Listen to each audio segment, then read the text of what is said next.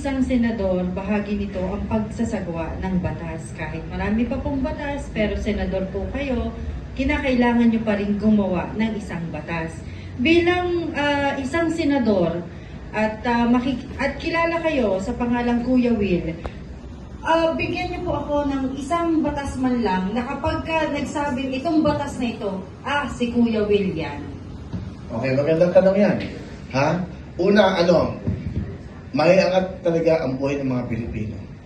Na matulungan talaga. Ako para sa akin, ang batas dapat batas para sa mahirap. Marami na tayong batas na ginawa. Tama, ang ganda ng tanong mo, ha? Nakakapag-isip yung tanong na yan. Ikaw, ano sa tingin mo ang batas na gagawin ko? Babalik ko sa'yo. Ikaw, baka may suggestion ka. Hindi po ako senador. Hindi.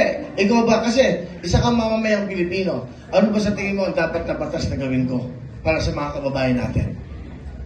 Bakit ako sa akin ang tanong?